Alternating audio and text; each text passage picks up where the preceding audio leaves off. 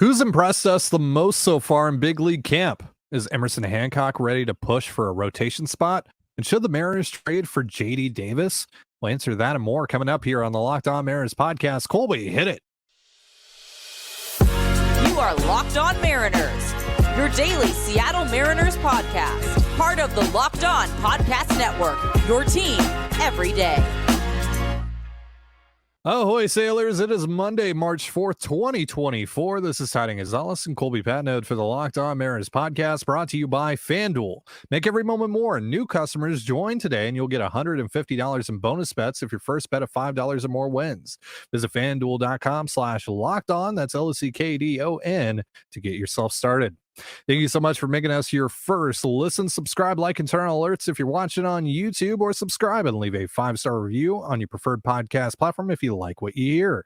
And if you're part of the crew and rock with us every single day, let us know in the comments below. We'd love to hear from you. And if you want to hear from us even more, please consider signing up for our Patreon. You can now get a free 7-day trial to check out the show. The link, as well as our social accounts, is in the description of this episode. And this is Mailbag Monday, the show where we answer your Mariners questions. And be sure to stick around later on in the show because we're going to announce the winner of Colby's stuff. So get excited, people. But first, let's get started with a question from Max, who wants to know two-parter. Should the Mariners trade for JD Davis? And also, if the Mariners do trade for JD Davis, who's the guy he's replacing and what would it realistically cost to acquire him? Colby? I don't know. I think for a lot of people, JD Davis is a no-brainer, and I certainly understand why. Even I'm interested to some degree in JD Davis, but I think the first question you have to ask yourself is is JD Davis better than Josh Rojas, who right now is the projected opening day third baseman? Maybe, maybe not. It's definitely not a guarantee. You shouldn't feel great about that. Then the next question is, how healthy is Luis Urias? Can he be ready by opening day? And if he's not, how much longer is he going to need? Is he going to be back before the end of April? And if he is, and you don't think that JD Davis is a drastic improvement over him, why would you give up the prospect capital when Rojas and Moore can handle that position fine for, 2 or 3 weeks? And in addition to the prospect capital you have to give up, he's going to make $6.9 million this year. We think that's about all. Yeah. We think that's about all Jerry has for the entire year, Right. the rest of this year. Is JD Davis the guy that you want to go and blow the rest of your budget on? Which the answer may seem like yes now, but when you get into July and you go to John Stanton, you say, we need $3 million more so I can trade for this guy. And he says no. Well, now you have to trade somebody off your major league roster to clear that space. That creates another headache, and that probably creates another hole. Then now you have to try and go patch. So this is a pretty complicated situation. You wish it wasn't. You wish that they just had the money and yeah, sure, fine, whatever. And then if Urias is, fine too, then we'll just find at bats for him. And Davis, they can coexist. But the Mariners have some answers at third base that are very conceivably as good as JD Davis, and they're cheaper than JD Davis. And the Mariners don't have, let me rephrase that, Jerry and Justin don't have extra money to just throw around on minor upgrades. They have to get some bang for the buck. I don't think the Giants are going to eat any of that money. I think they're probably going to have another suitor for a guy like JD Davis, maybe the Cubs, somebody like that. Maybe the Blue Jays, somebody who missed out on the third base market. So I think when I kind of sit down and I look at JD Davis, I look at the player and I say, is he an upgrade over Rojas, Moore, Urias? I don't know if he's an upgrade over any of them. He might be an upgrade over all of them, but I wouldn't bet on it. And do I want to use $6.9 million to make that bet and prevent me from going out this summer and adding, maybe a high leverage reliever or a better third baseman, or maybe you need an outfielder, or maybe you need a starting pitcher, and having that $5-6 million in your back pocket can really help there. So things that you think are set in stone right now might not be in a couple months' time. Right. And this is a team that's got some injury guys on it. So yeah. Maybe Haniger gets hurt or maybe Garver gets hurt and you have to go out and you have to replace some of these guys. So to me, when I boil it all down, am I upset if the Mariners go and they trade for JD Davis? No, I don't think I'm upset. No. It's not something I would do because to me, I look at Rojas, I look at Urias, I look at Dylan Moore even, and I feel like between those three guys, I can get something that's pretty close to JD Davis. Now, if you're going to tell me JD Davis is going to go and he's going to hit like he did a few years ago, where he was a 125 WRC plus bat, and he's going to play the high quality defense he did last year for the first time in his entire career, okay, that's probably a 3.5, 4 win, third baseman. Yes, I'm interested. That's a really good player. Yeah. But if you're only getting the league average bat and the above average glove, that's kind of what you had in Gino last year. And it's going to cost the rest of your money. If you get the opposite of that, well, then now you have a bad defensive third baseman. Who you have Ty France, but he's playing third. Like, that's a problem. So Right. to me, like Davis, no, I'm not that interested in JD Davis. Unless, Urias's injury is much worse than we thought. Like I said, I think, you kind of trust the Mariners on this one a little bit, but to me, no, I don't think that's the best use of, the remaining budget that Jerry and Justin unfortunately have to work with. So I would say no. It's a very similar conversation to the Chapman one, obviously on a much lower level. But again, we're talking about, is this player worth potentially sacrificing the rest of your flexibility for? And I'm right there with you. Now, I've put the idea of Davis out there a couple of times now because I think he's someone that the Mariners would like, and obviously a lot of upside in the bat. Like you mentioned, he's been a 125, 130 WRC plus guy a couple of times, fairly recently. And if he's actually figured some things out defensively, he may very well be your best defensive third baseman if you were able to bring him in. I think some of this is dependent on, like you mentioned, if the Urias injury is a lot worse than we're being led to believe, and or two, the Mariners have now seen him come into camp. Ryan Divis has reported that he's come in a little bit out of shape. We know the Mariners don't like that. Guys that don't, like, if they think that Urias is not putting in the work right now to put himself in the best position to succeed, maybe they just wash their hands of him. I don't think that's likely. Like, don't get me wrong there, but he doesn't have to make the roster. He has a minor league option. I know he's making $5 million, and that's a lot to the Mariners right now, unfortunately. So maybe they force the issue nevertheless, but he hasn't banked any goodwill here. So if they're disappointed in him and they don't think that he's kind of living up to the standard that they want to set, they don't have to roster him. And maybe at that point they feel the third base situation is dire enough to go trade for someone like JD Davis. I don't think so, though. I think even if the third base situation is some platoon of Dylan Moore and Josh Rojas, I think you're fine, because we know that Dylan Moore can play solid defense, even at third base, and he can hit lefties. We know that about Dylan Moore. He's a flawed player, but he can do those things very well. Yep. And Rojas, they've made a legitimate tweak with his swing. He's starting to pull the ball more, and he's starting to lift the ball more to his pull side. We saw him go yard against the Rockies the other day, doing just that. I think the Mariners have a 2-win player at least. I guess what I would say is this: like, JD Davis is, like, the concern here is that JD Davis struggles at the plate and he reverts defensively, and so he's just not a valuable player. And then you're blowing $7 million on a guy, and you have another AJ Pollock on your hands, where you're just like, what do we do with this guy? We don't know how to get him. Like, he's not hitting lefties even. He's not playing good defense. Like, and that's it. That's all I have. Now I have to try and find somebody to take Davis or Rojas or Urias, or maybe even Ty France. Like, I have to clear some space to go out and replace this player. So I just think there's too many question marks here. But again, if they decided to do it, I'm fine with it.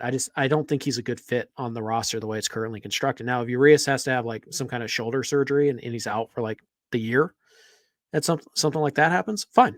But I don't think that's where we're headed. And I just don't see a natural fit here for JD Davis.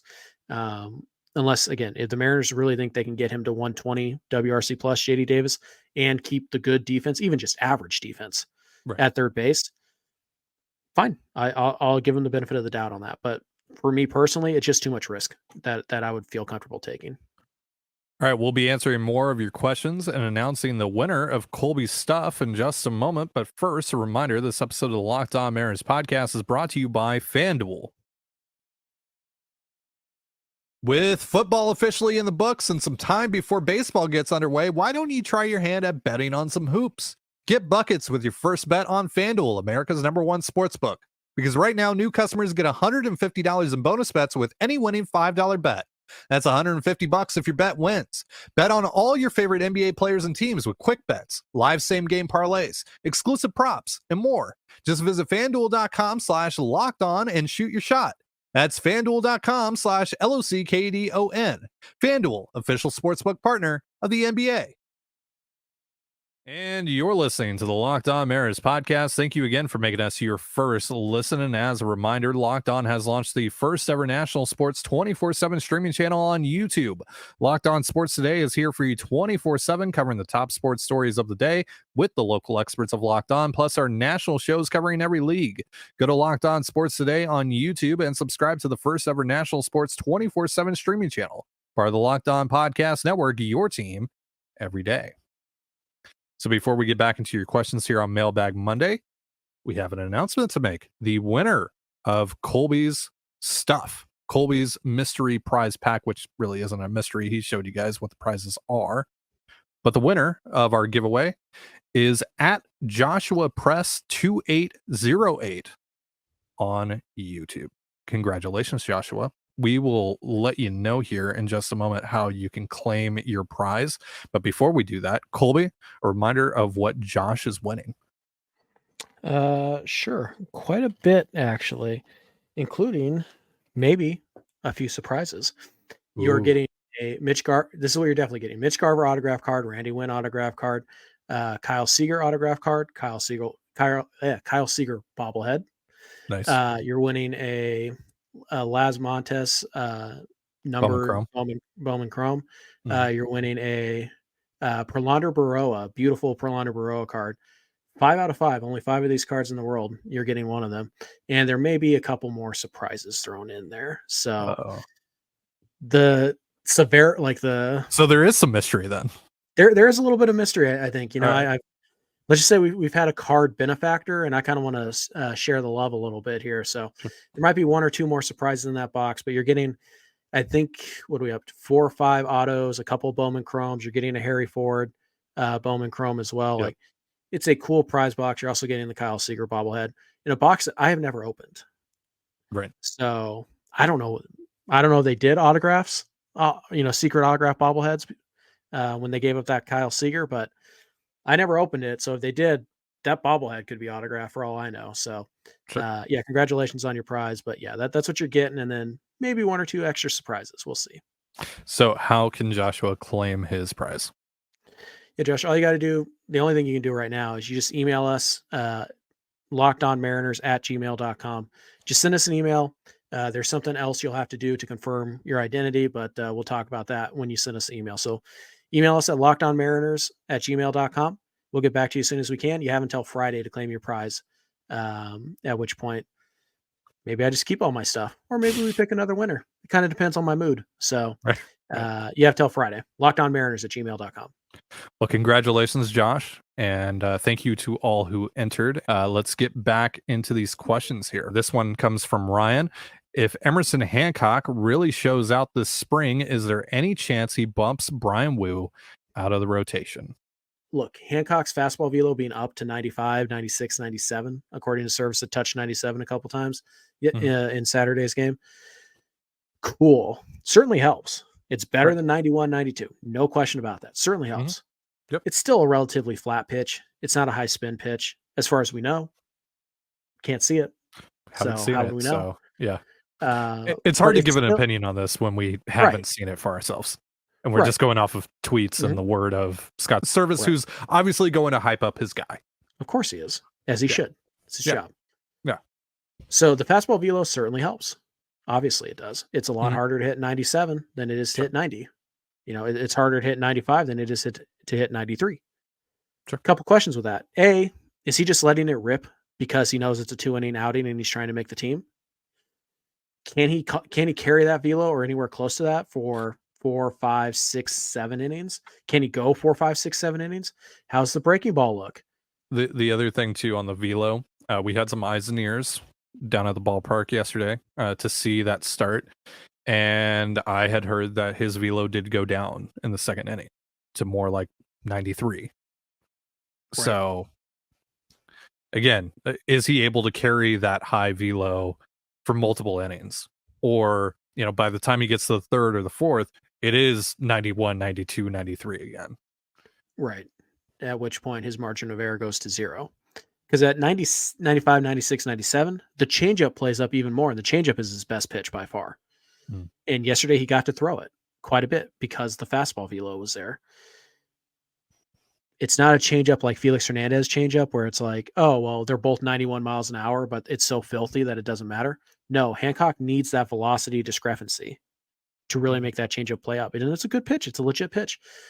The only thing that I'm more optimistic on this year about Hancock than I was, a month ago is that maybe he can help you out of the bullpen. Because if he can throw 97 for one inning and he has that changeup, yeah. Okay. Yeah. Now Yeah. I might be able to trust him, in these mid leverage, situations. But until I see it, and by the way, not going to get to see his next start either. Surprise. No games en route for the next 11 days. Interesting. Too bad they don't own that network. We're not going to get to see it maybe until the very end of spring, if we even get to see it at all. If the Mariners grace us with their bonus coverage, maybe we get to see another or a first Emerson Hancock start. But Colby's turned the Emerson Hancock question into a Mariners TV rant. Don't you dare act like you're doing me a favor with your bonus coverage of a game that's happening in Peoria. You don't even have to travel to film this game. Whatever. You didn't enjoy listening to Dan Orsillo? Happy thoughts. No, I didn't. Because apparently T-Mobile Park skews a little bit towards pitchers. Way to do your research, guys. A little bit. Great job. And I can't even be mad at them because that's not their job.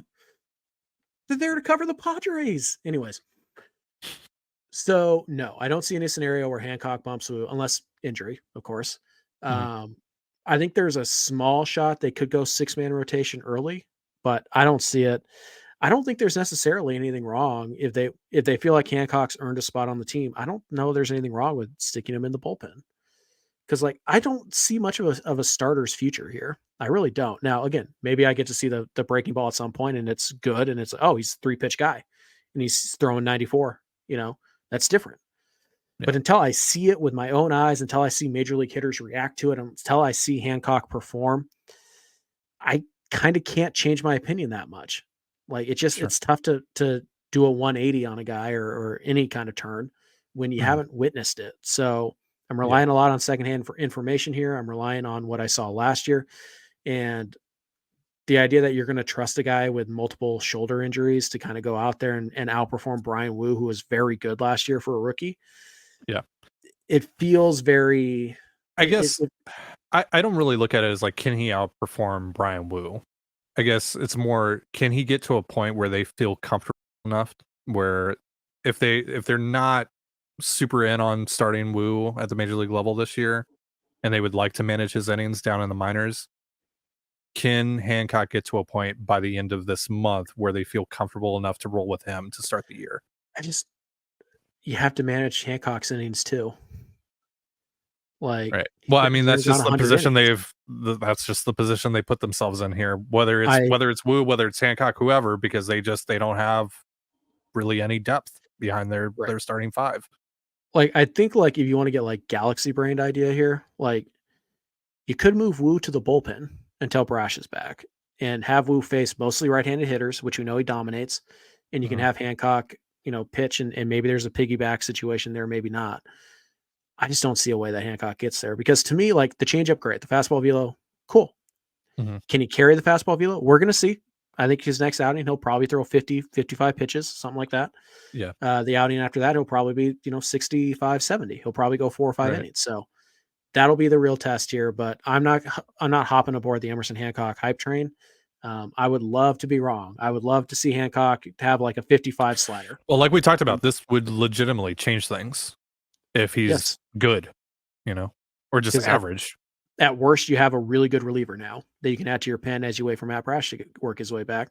But at best, you have actual starting pitching depth. You have an actual trade chip from your rotation now, that's available to you. So Hancock's development would be key. And again, it's good. It's certainly not bad news that he's throwing 95, 96, even in short outings. Right. Fine. It's just, let's pump the brakes on, can he Right. break camp with the team, all that. Is it college Emerson Hancock? Based on what? No, I would say no. So is it, maybe beginning of last year Hancock when he was healthy? Okay. Yeah. And that guy was, a number 4, number 5 starter, which is fine. Mm. Just not what Brian Wu is. My other thing too on the whole, maybe start Wu out in the bullpen. It's like, yeah, you're limiting his innings, but do you really want him throwing high stress innings? And on the flip side, are you going to be able to carry to guarantee him non high stress innings out of the bullpen with relative consistent basis? Plus, then you got to stretch him out again if you want to use him in the Exactly. Yeah. in the rotation. So my answer is still no. I don't really see any path forward. I would love to see him pitch. We'll see if we're allowed. If we're given the privilege of seeing Emerson Hancock pitch. Right. Would be nice. We're going to be answering more of your questions in just a moment. But first, a reminder, this episode of the Locked On Mariners podcast is brought to you by Gametime. Buying tickets to your favorite events shouldn't be stressful. Gametime is a fast and easy way to buy tickets for all the sports, music, comedy, and theater near you. And with killer deals on last-minute tickets and their best price guarantee, you can stop stressing over the tickets and start getting hyped for the fun you'll have. So forget planning months in advance. Gametime has deals on tickets right up to the day of the event. Snag the tickets without the stress with Gametime. Download the Gametime app, create an account, and use promo code LOCKEDON, that's LOCKDON, for $20 off your first purchase. Terms apply. Again, create an account and redeem promo code LOCKEDON, that's LOCKDON, for $20 off. Download Gametime today. Last-minute tickets, the lowest price guaranteed. And you're listening to the Locked On Mariners podcast. Thank you again for making us your first listen here on Mailbag Monday. We got a couple more questions from you guys. This one from On the Diamond, and then it cuts off, so I don't know what the rest of your name is. Sorry. Who has most and least impressed you so far this spring? I've been very impressed with how little the Mariners want their fans to watch their ball club this spring. Keep on putting up those roadblocks and then cry like, oh, we don't have money as you continue to shut off revenue streams. Oh, yeah, I wonder what's happening. Yeah. Why aren't people more interested in the Mariners? Because they can't find you. Anyways. We're very concerned that people won't upgrade their subscription to the premium package or whatever. Gee, so if only there was a way that we could make them more interested in doing that. Man, but what do I don't have $1 billion, so what do I know? Yeah. I'm just a simple fan who, occasionally gets the privilege of some bonus coverage on a Sunday afternoon. What do I know? Anyways, don't make me your enemy, John. The live streams were a roaring success. We're not going to do them anymore until next year. Why are you so bad at this? Anyways. Yeah. Anyway. That's not the spirit of the question. So yes, I know. We can make it whatever we want, though. This is our show. True. It's our show. It's our domain. Least impressive. Well, the last few days it's been that the guys like vying for the last 2 spots in the bullpen. Yeah, the back of the bullpen contenders have gotten Thornton, smoked. Vargas, Snyder, Javera, they've all gotten smoked the last 2 days. So yeah, that's not great. And not against like great hitters either. Like Snyder at least faced some big leaguers, and so did Vargas. But like, yeah, who did Campusano go yard off of? Was that Snyder or was that Campusano? Snyder, I think. So like, yeah, not a great look for them. I mean, I guess the good news there is that Buttrey's looked pretty good. Crable's looked pretty good. Like, you have some options there, but obviously those guys have not been that impressive. It's hard to, I'm disappointed that we haven't seen the starters more. Like, I think Cal Raleigh's got like 4 plate appearances, and it's like we're 10 days in. Like, I get the idea is to slow. It'd be great to watch one of the best players in baseball in Julio Rodriguez, but alas, we just couldn't turn on that camera from center field and stream it on YouTube. Even though we were literally recording the game, and there's footage out there of the game with a scorebook on it, whatever. Okay. Anyway. I know. I don't want to make the whole show about this though. To me, the most disappointing thing is kind of how the Mariners have like rolled out their units, right? They're like actual 26-man raw. We haven't seen a regular starting lineup, anything close to like hey, this is what an opening day lineup could look like. We haven't seen the starting outfield and starting infield play in the same game. We haven't seen the full starting infield in like 3 or 4 games, or the full starting outfield. I don't think Luke Raley has an inning in the outfield yet. I think he's played exclusively first base. Maybe that first game he played a couple I'll have innings to in the double outfield. check that, but yeah. But he's played more first base than he has, in the outfield, which maybe that's just because, I get they have guys they have a few older guys who are susceptible to injuries. They're trying to space out their play time. Totally get it. You got to be careful there because like you don't want to get into the last week of spring training and these guys have 20 plate appearances and it's like, okay, now we're going to ramp them up. Like the regular season for us starts on March. They've actually acknowledged the slow starts in April this offseason. I wonder if that's tied to that at all. I just like, okay, well, they're well rested. That's cool. But like, you got to see live arms. Like you got to see live pitching and not just like on the backfields. Like you got to see it in a game situation. I do kind of wonder if it's like they're going to give them a full week or so at the end of the season or at the end of spring training where everyone's playing. Yeah, that seems like a riskier plan than just spreading it out. But whatever. Like we'll see how that works. So that's been a little disappointing. Not that we've been able to see most of those lineups anyways, but whatever. Most encouraging or most impressive, I think was the wording of the question. Yeah, most impressive. Cade Marlowe's up there. Yeah, Cade Marlowe's had a really good spring. Ryan Bliss has had a really good spring too. Had a single today against Yu Darvish. We're recording this on Sunday, by the way. Yeah. So, Cole Young. We have to mention Cole Young. No, I'm not getting like Cole Young's not going to be on the opening day roster. Yeah. Stop it. Yeah, that question is ridiculous. He's not like I'm not on the whole like you got to put Cole Young on the opening day roster thing. But what I've seen so far out of him, big, but come on. What I've seen out of him so far though has been impressive, and it does make me feel a little bit better about him possibly coming up at some point this season than I did a couple weeks ago. Sure. So Harry Ford defensively certainly has stood out. Oh yeah, he's had a good spring defensively. Yeah. He's looked fine overall behind the plate. Aside from the cut stealing. I think for me it's Cade Marlowe. He's got a couple of extra base hits, had the home run today. Yesterday he pulled off like a really good drag bunt, so you can kind of see like the speed, the power, like he's a little more uppercut to a swing than last year. I'm not sure how that's going to translate. Not a huge fan of that for Marlowe's game in particular, but maybe he gets some more power. Who knows? He went yard off of Darvish today. Yeah, so. Like Cade Marlowe's basically become who we were hoping Jared Kelenic would be last year. Like he's just kind of a league average bat who can kind of play some center, but mostly in the corners. Like he's got some pop. He can steal some bags. Like he's poor man's Jared Kelenic. So I think, Marlowe is definitely up there. Cole Young is probably the star of camp early. Certainly generating a lot of buzz. Rojas has looked pretty good. It does seem like the Mariners have unlocked some kind Tyler of power. Locklear has looked pretty good. Yeah, solid. Had a double today against a legit big league reliever. Yeah, Steven Wilson. I mean, Farmello also had a triple off of a legit big league reliever, and Cole Young had a single off of a legit big. So like the kids look fine. Bliss looks good. Ford's been good. Locklear's been solid. Young's been really good. Like they've all flashed at times. So. There's a lot of positives in spring, despite the terrible record and when Holden Laws enters the game, it's game over and not the good way. But overall, it's been a good camp. Like we've gotten to see a lot of young guys. Anyways, enough of those jokes.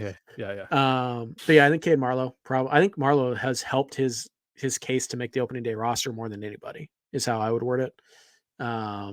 But Marlowe's been impressive. Bliss, I liked what I saw after the first game. Bliss really struggled, and it just kind of seems like he's just settled in and made a couple nice plays at shortstop today too. Can do that. So, Marlowe, Bliss, Young, I think would probably be up there. So that's going to do it for our show.